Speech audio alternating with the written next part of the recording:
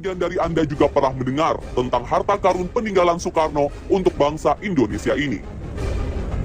Ada yang percaya jika harta karun tersebut tersebar di beberapa wilayah di Indonesia dan dijaga oleh makhluk gaib. Sebagian besar lainnya percaya kepada informasi yang lebih logis yang mengatakan jika harta karun tersebut ada di luar negeri, yakni di sebuah bank di Swiss. Dan ada juga yang tidak percaya sama sekali.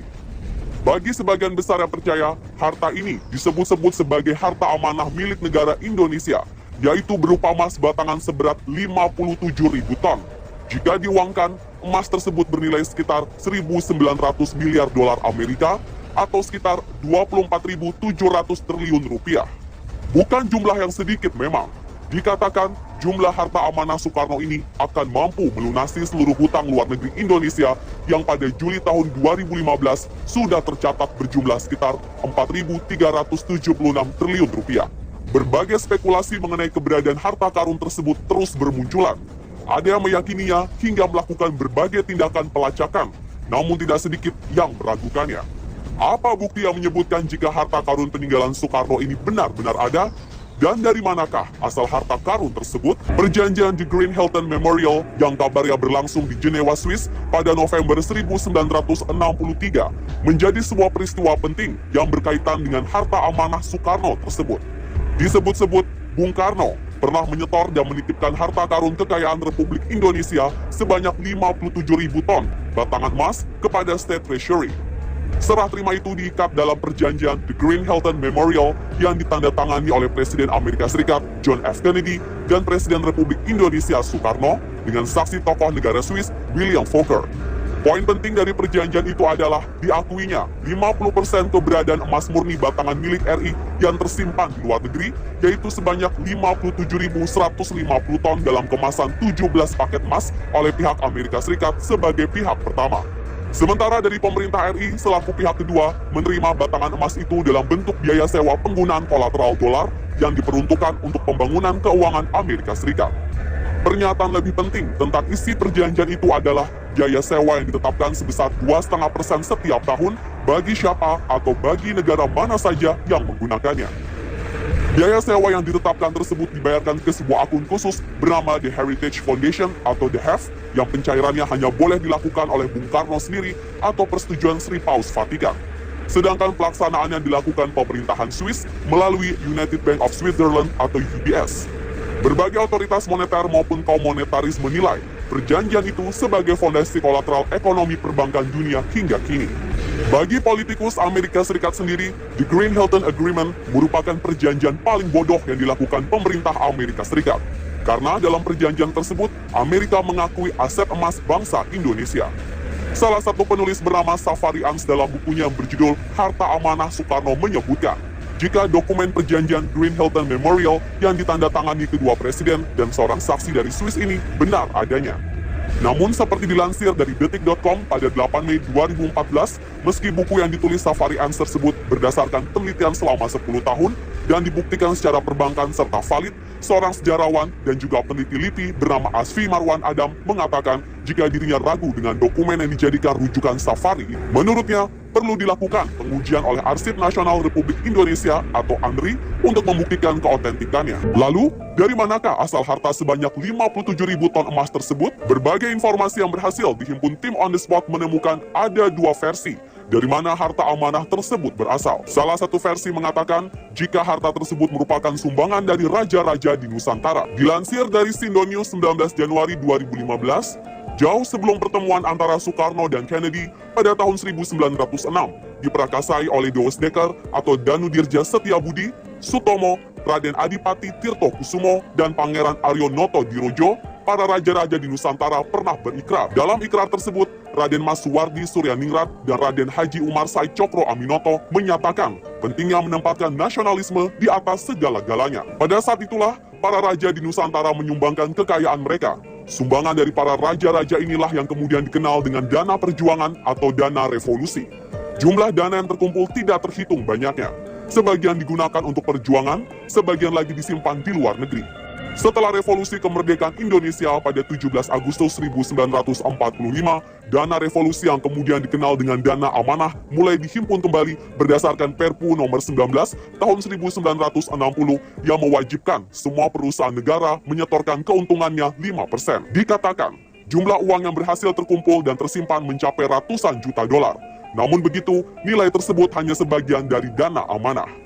Sebagian besar dana yang terhimpun adalah yang tercatat dalam perjanjian The Green Hilton Memorial Agreement Geneva yang ditandatangani di Hotel Hilton Geneva. Versi lainnya mengatakan, jika dana tersebut berasal dari kebiasaan para raja dan kalangan bangsawan saat itu yang pro atau tunduk kepada Belanda lebih suka menyimpan harta kekayaannya. Harta yang disimpan para raja itu biasanya dalam bentuk emas batangan dan tersimpan di bank sentral milik kerajaan Belanda di Hindia Belanda, The Vijayse Bank, yang merupakan cikal bakal Bank Indonesia.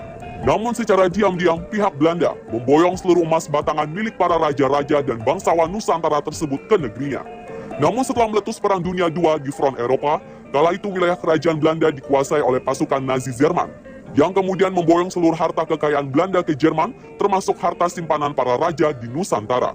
Selanjutnya, Jerman yang dikalahkan oleh pasukan sekutu yang dipimpin Amerika Serikat, lalu membawa harta-harta tersebut ke negaranya. Bermodalkan harta tersebut, Amerika kembali membangun The Federal Reserve Bank atau Fed yang hampir bangkrut karena dampak Perang Dunia II. Kabar penjarahan emas batangan oleh pasukan Amerika itu didengar oleh Bung Karno yang mengutus Dr. Subandrio, Hairul Saleh, dan Yusuf Muda Dalam. Pihak Amerika dan beberapa negara sekutu saat itu selalu berdalih Perang Dunia masuk dalam kategori force majeure, yang artinya tidak ada kewajiban pengembalian harta tersebut oleh pihak pemenang perang. Namun dengan kekuatan diplomasi Soekarno, akhirnya berhasil meyakinkan para petinggi Amerika Serikat dan Eropa jika aset harta kekayaan yang diambil alih sekutu itu berasal dari Indonesia dan milik rakyat Indonesia. Di antara fakta yang paling kuat adalah para ahli waris dari nasabah di Vijayse Bank selaku pemilik harta tersebut yang masih hidup. Dari situ, maka terbagi harta kekayaan masing-masing 50% antara Indonesia dan Amerika Serikat dan pasukan sekutu.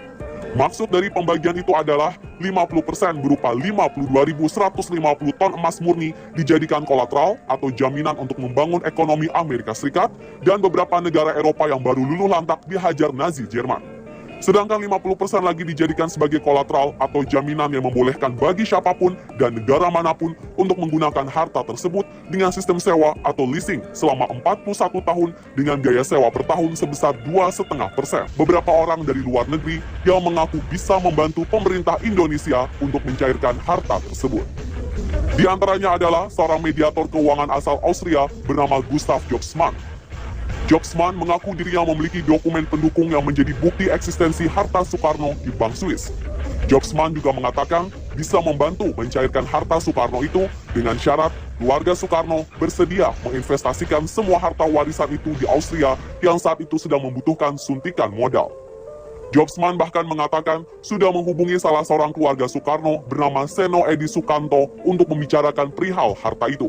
Pria ini bahkan pernah diwawancarai oleh wartawan bernama Klaus Jolbinecker yang kemudian berita mengenai adanya peninggalan harta karun Soekarno ini muncul di media negara Austria Kronen Zeitung dalam 2 edisi, yaitu tanggal 17 dan 19 Desember 2012. Seperti dilansir nzherald.co.nz 29 September 2011, aksi yang lebih ekstrim juga dilakukan oleh seorang pria penipu ulung asal Selandia Baru bernama James Lyndon Graham. Tak tanggung-tanggung, ia mengaku sebagai anak angkat dua Presiden RI, Soekarno dan Soeharto. Graham membual telah diadopsi resmi oleh keluarga Soekarno. Ia pun mengaku memiliki kuasa atas harta simpanan keluarga Soekarno senilai 50 juta US dollar dan 100 juta US dollar dalam bentuk emas batangan di Bank Swiss. Kepada para korbannya, Graham mengklaim dekat dengan Interpol. Dalam modus penipuannya, Graham mengatakan butuh uang dari para korbannya untuk mencairkan simpanan keluarga Soekarno di Bank Swiss itu. Graham lantas mendorong korban-korbannya untuk berinvestasi dalam jumlah besar lewat dirinya dengan kesepakatan kompleks. Meski terdengar tak masuk akal, tapi banyak korban terjerat. Sebagian besar korban Graham merupakan investor lanjut usia. Graham menjalankan modus itu selama 10 tahun. Penipu kakap ini sempat ditangkap di Bandara Auckland, Selandia Baru, Juli 2009 saat hendak bertolak ke Singapura. Ia dibebaskan karena membayar uang jaminan dan mengulangi aksi penipuannya lagi.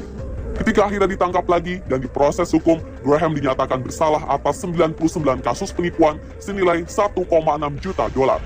Pria berusia 68 tahun itu pun divonis penjara selama 3 tahun 2 bulan. Vonis itu dipotong dari yang seharusnya 6 tahun dengan pertimbangan usia Graham yang sudah tua dan ia menderita beberapa penyakit. Tak hanya di luar negeri, pengklaim juru kunci keluarga Soekarno juga kerap terdengar di dalam negeri. Tahun 2011 misalnya, seorang kakek bernama Zakaria Sukarya Pota yang mengaku berusia 126 tahun dan berasal dari Bolaang Mongondo, Sulawesi Utara mengklaim memiliki sejumlah emas batangan dan surat berharga berisi kekayaan RI yang tersimpan di Bank Swiss. Zakaria juga menunjukkan pedang, tongkat komando, dan 4 emas batangan yang menurutnya milik almarhum Presiden Soekarno. Kakek ini bahkan mengaku memiliki obligasi triliunan rupiah yang dicap dengan tinta emas bergambar Garuda. Obligasi itu dikatakannya siap dicairkan di sebuah bank internasional untuk diberikan kepada negara. Zakaria mengaku punya hubungan darah dengan Presiden Soekarno dan selama 60 tahun belakangan menutupi identitasnya dengan menyamar sebagai petani, pengumpul botol, dan pencari rotan di hutan-hutan Bolaang Mongondo. Dia mengatakan mendapat wahyu untuk membuka semua harta Soekarno itu karena perekonomian Indonesia terpuruk. Inilah tanggapan pihak keluarga Soekarno. Seperti dilansir oleh beberapa media lokal, Puan Maharani yang merupakan cucu Presiden RI pertama Soekarno menepis kabar soal harta sang kakek yang diberitakan sebuah koran di Austria tersimpan di sebuah bank. Juga mengatakan tidak memiliki anggota keluarga bernama Seno Edi Sukanto seperti yang dikatakan oleh Gustav Josman di media Austria tersebut. Salah satu putri dari Soekarno, yakni Sukmawati Soekarno Putri, pernah mengatakan jika pihak keluarga sering didatangi oleh pihak yang mengaku memiliki dokumen asli tentang keberadaan harta karun Soekarno. Meski demikian, pihak keluarga meragukan keaslian dokumen tersebut dan meragukan adanya harta peninggalan Soekarno sebanyak 57.000 ton emas. Sementara itu, mantan Duta Besar Republik Indonesia di Swiss, Joko Susilo, pernah mengatakan bahwa kabar soal harta Soekarno di UBS itu tidak benar. Joko mengaku sering dihubungi sejumlah pihak di Indonesia maupun di tempat-tempat lain yang mengklaim menyimpan data soal warisan Soekarno di Swiss berupa emas dan uang. Joko pun kemudian menelusuri informasi itu. Ia bahkan menghubungi salah satu pejabat terkemuka di Bank UBS. Namun ternyata semua kabar tersebut tidak terbukti kebenarannya. Sebagian orang yang mengaku-ngaku sebagai pewaris Soekarno yang bisa mencairkan hartanya di Bank Swiss pun pada akhirnya tidak bisa membuktikan apa-apa. Sampai saat ini, belum ada kisah lanjutan bahwa mereka telah berhasil mencairkan harta Soekarno tersebut dan kisah-kisah ini berlalu dengan cepat seiring angin berhembus.